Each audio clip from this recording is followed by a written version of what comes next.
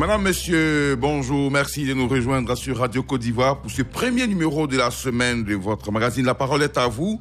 La campagne 2022 de la commercialisation de la noix du cajou a débuté ce vendredi 4 février. C'était donc vendredi dernier sur toute l'étendue du territoire national. Le prix plancher obligatoire Boc-Champ de la noix du cajou a été fixé à 305 francs CFA donc cette année. Au total, 1 040 000 tonnes de noix de cajou sont attendues pour l'année 2022, ce qui représenterait le quart de la production mondiale. Comment faire respecter le prix plancher Boc-Champ? Comment venir à bout de la fuite du cajou ivoirien vers les pays voisins? 2 numéros pour nous joindre, le 27 20 21 44 48, le 27 20 24 27 87. On reprend donc ces 2 numéros très importants pour nous joindre, le 27 20 21 44 48 ou le 27 20 24 27 87. Nous allons tout de suite retrouver bien sûr le premier auditeur qui nous appelle de Logoualé. Il s'agit de monsieur Abdoulaye Fofana. Bonjour. Bonjour Adama Bakayoko. On vous écoute.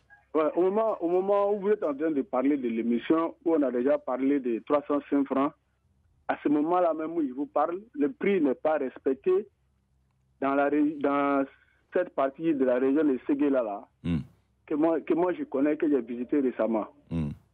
Les gens ont commencé à acheter l'anacade à 200 francs là-bas. À Séguéla?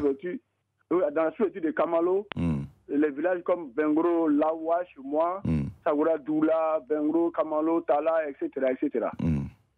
Actuellement, l'anacade s'achète à 200 francs, au plus, sinon moins que ça.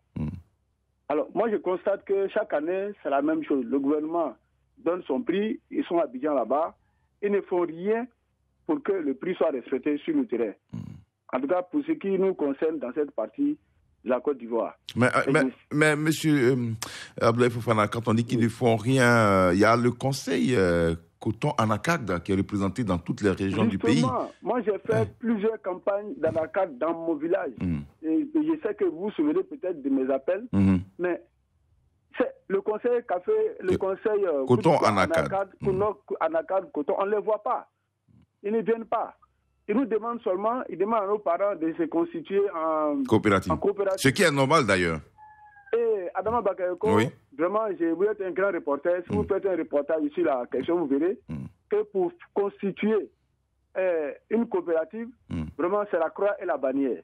Dès que les premières difficultés commencent, les parents reculent et ils préfèrent vendre leur production comme ça, directement, individu par individu, devant ces acheteurs véreux qui viennent dans nos villages. Ok, c'est bien compris. Il faut que donc l'État allège les documents de constitution d'une coopérative. Les conditions, oui. Dans nos villages, nos sous-préfectures. D'accord. Merci, monsieur Abdoulaye Fofana d'attirer à peine la campagne débutée que vous estimez que vous nous affirmez qu'à Séguéla, donc, les prix sont déjà pas respectés. Vous souhaitez qu'on allège les conditions, bien sûr, de création de coopératives. Monsieur Mamadou Diomandé, bonjour.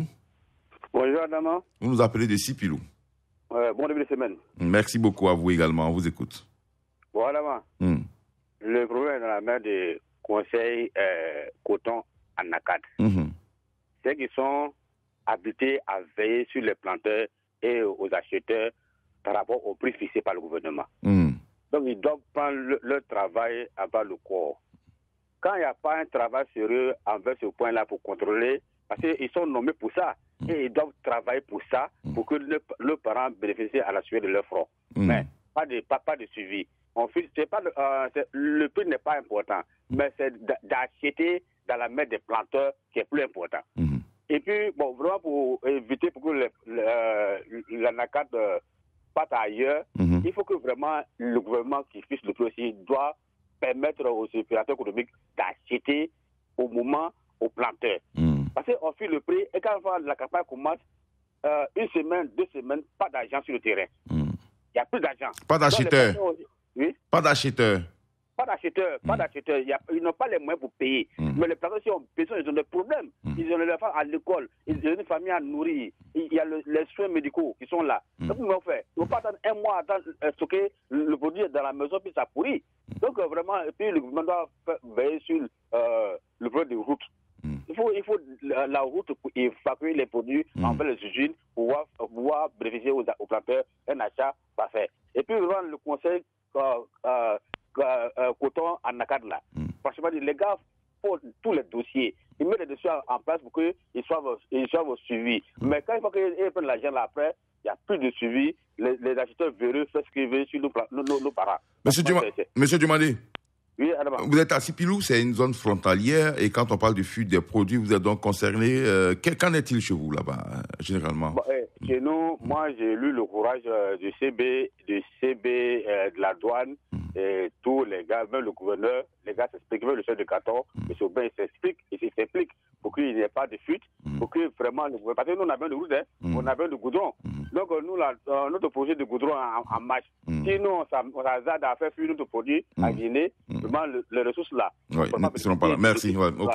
C'est bien noté. Donc, on est serein et on contrôle ça ne sort pas. D'accord. On veut tout goudron. Merci beaucoup. Bon lundi et bon début de semaine. Merci, M. Mamadou Dumandé de Sipilou. Rapidement, avant de prendre M. Diallo Seydou qui nous attend à Nibilécro, nous partons sur notre page Facebook avec M. Eugène Kofi qui est à Boaké, Belleville 2. Il nous dit que voilà, il faut respecter bien sûr ce prix, et puis dans cette filière, j'exhorte bien sûr, j'exhorte donc le gouvernement à mettre tout en œuvre pour rassurer bien sûr les paysans, les acheteurs et les fournisseurs, bien sûr faisant respecter les prix au niveau bien sûr portuaire. D'abord, c'est de là-bas que tout commence. Si tout est calé du côté du port sur le terrain, donc les prix seront respectés. Fabrice Yao nous dit que pour le respect du prix,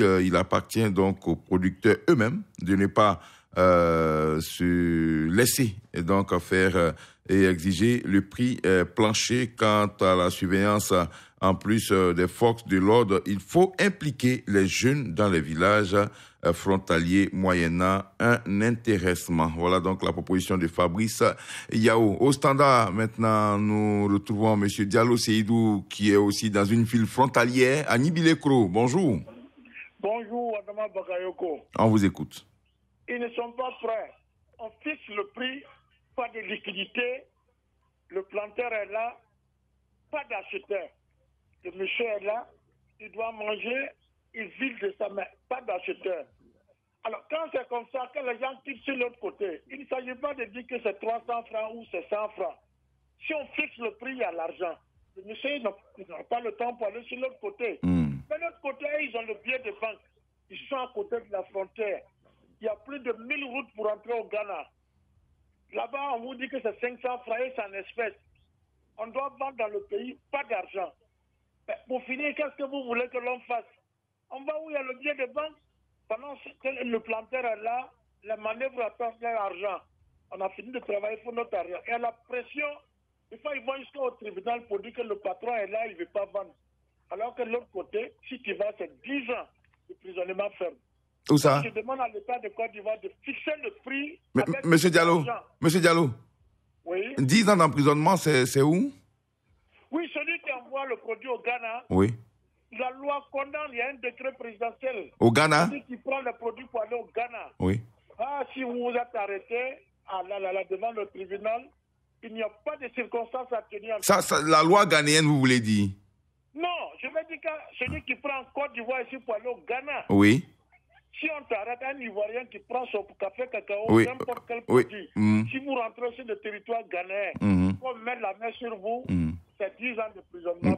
Donc le monsieur, la NACAD est là, il ne sait pas ce qu'il faut faire. S'il va sur l'autre côté, il va en prison. Ici, il n'y a pas d'acheteur. Il n'y a pas de billet de banque.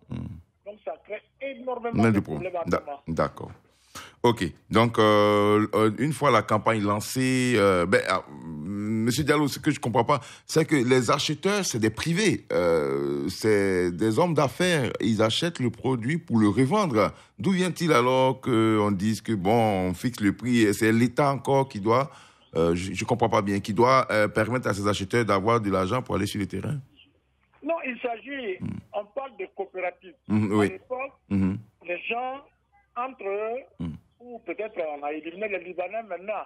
Liquidité là, oui. Suffisamment d'argent. On fixe le prix le lendemain, les gens sont là. L'État n'a jamais acheté comme ça. Oui, bien sûr. Oui. Non, pas l'État. Mais tout le compte, c'est l'État qui fixe le prix. Oui. Et à partir de là, ceux qui sont dans la filière, il faut qu'ils se battent pour avoir de l'argent. Les magasins sont là, quand tu vas voir le monsieur, il prend le produit, il dit je vais à Abidjan pour payer ton argent. Et arrivé à Abidjan, il dit le port, on dit que les gens ne sont pas prêts. Ouais. Ça, c'est la mauvaise foi. Ça, je crois que c'est maintenant de la mauvaise foi, peut-être, de certains acteurs de la filière qui prennent le produit, l'envoient au port et après promettent de payer. Donc, je crois qu'il faut encadrer également tout ça là parce que le tout, c'est vrai, c'est de vendre, mais en même temps, c'est de rentrer rapidement en possession de son dû. Merci beaucoup à vous, Monsieur Diallo. Seydou, Dani Bilekro, bonne journée là-bas. On part à Touba, retrouver Monsieur Diarasouba Brahima. Bonjour. Monsieur. Oui, bonjour. On vous écoute. C'est le même problème partout.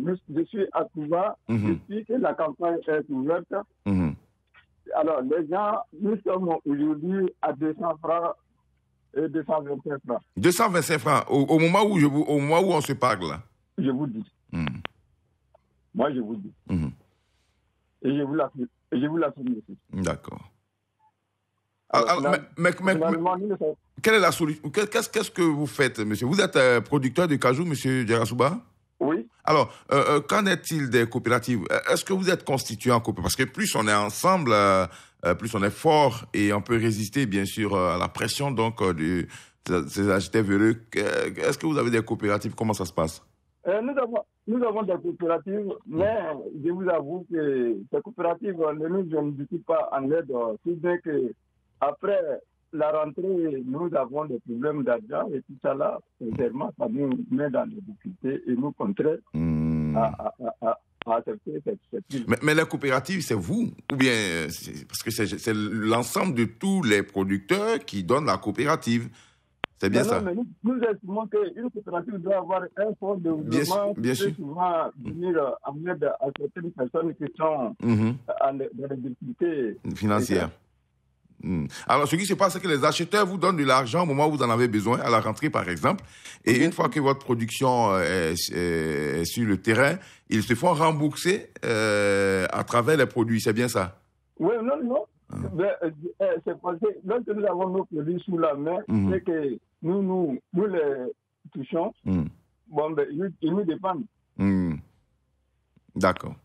Ok, c'est bien compris. Monsieur Diarasouba Brahima, alors le problème, à peine la campagne lancée le vendredi, déjà plusieurs témoignages, en tout cas ce matin, nous font état de 200. Oui. Il faudrait bien qu'il y ait une suivi pour que d'accord. Nous ne refusons pas de rembourser. À un prix qu'ils veulent, non. Ouais, d'accord, parce que celui qui prête, c'est lui qui fixe le prix auquel il veut que vous remboursez. Ça, c'est pas normal. Vous voulez qu'il y ait un suivi, c'est bien cela. Okay. Merci beaucoup à vous, monsieur Diarasouba Brahima. On redescend à Oumé avec monsieur Zamblé Alphonse. Bonjour. Oui, bonjour Adama. On vous écoute. Bien, Adama, ce que mes prédécesseurs ont dit, c'est de la réalité. Dans la région des Zunla-Gouitafla, c'est le même problème. Hier même, je causais avec mon cousin dans le village de Souri-Bofla. Ils ont tous les problèmes avec les acheteurs. Pourquoi? Parce que les coopératives ne sont pas financées. De par le passé, les banques octroyaient des prêts aux coopératives. Pour acheter les produits. Avec ce fonds, les coopératives achetaient les produits avec les villageois. Maintenant, ce n'est plus le cas. Donc, ils sont à la merci des acheteurs véreux. Parfois, même, on vous propose 200 francs. Le gouvernement a lancé la campagne, mais nous, acheteurs, n'avons pas d'argent. Et encore, Adam a un problème. Quand les produits vont au port, les camions vont au port, il reste des jours, des semaines sur des semaines alignés. Pour qu'on puisse décharger un camion, c'est tout un tas de problèmes. Alors, pendant ce temps, nos producteurs ont leurs produits sous les bras. Alors, franchement, il faut que l'enlèvement des produits au niveau du port se fasse rapidement. Là, l'écoulement est vite fait. On peut acheter les produits. Mais s'il y a un blocage au niveau du port, comment on peut acheter les produits, surtout dans mon village de Gouatifla ou bien chez mes beaux-parents à Zralour? Monsieur Zamblé, Oui.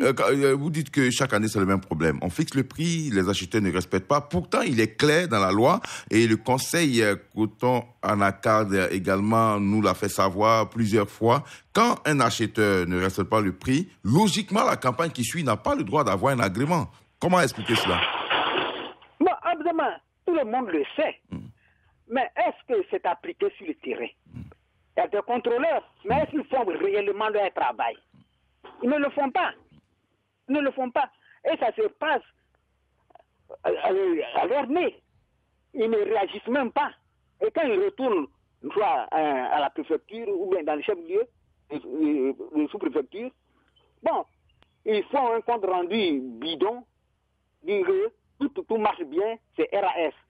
En réalité, sur le terrain, c'est pas le cas. D'accord. Pas le cas. Allez dans le village de Souri-Boifla, à 9 km de Zenoula. Vous allez voir. D'accord. C'est bien compris. Pas respecté. D'accord. Merci, Monsieur Zamblé. Voilà, nous allons rapidement prendre un dernier auditeur avant de conclure, bien sûr, cette émission. Monsieur Simplice Irazi, bonjour. Bonjour, mon frère Bakayoko. Vous êtes à Zoukougbe. Oui. On vous écoute. Le gouvernement lui-même. Vous savez, l'argent, c'est le gouvernement qui donne l'argent aux gens pour payer de la NACAD. Vous savez, au temps du président Fouboigny, les gens achetaient du cacao, des choses à bon prix. On ne se plaignait pas. Maintenant que la NACAD, le cacao est sur le marché beaucoup, on se plaint. Du coup, il faut mettre la main dessus. Parce qu'il y a des acheteurs vénéreux qui viennent, nous trompent, ils veulent vendre avec nos produits, malheureusement, ils ne donnent pas cet argent. Et pourtant, le pauvre cultivateur, il doit vivre pendant une année pour une tonne. Il n'y a pas l'argent d'une tonne, et puis il vit malheureusement comme ça. Vraiment, il faut l'État faire son travail. D'accord. Ok, merci beaucoup à vous, Monsieur Simplice Irazi. C'est ici qu'on va s'arrêter, bien sûr, pour aujourd'hui. Merci à vous d'avoir participé massivement, bien sûr, à cette émission, ici même au Standard, et puis sur notre page Facebook. Merci à Clémence Cole qui a réalisé cette émission. Demain matin, je serai en votre compagnie. On va dire tous ensemble bravo à nos frères du Sénégal, le champion d'Afrique 2021, qui s'est disputé donc en 2022, en tout cas dignement représenté l'Afrique de l'Ouest pour cette première étoile. L'Égypte n'a pas démérité. 4 fois 120 minutes, les Égyptiens ont tenu encore jusqu'à la dernière minute, mais c'est le Sénégal qui a été choisi cette année. Bravo donc aux Lions de la Teranga. À demain. Radio Côte d'Ivoire, Abidjan 88.fm.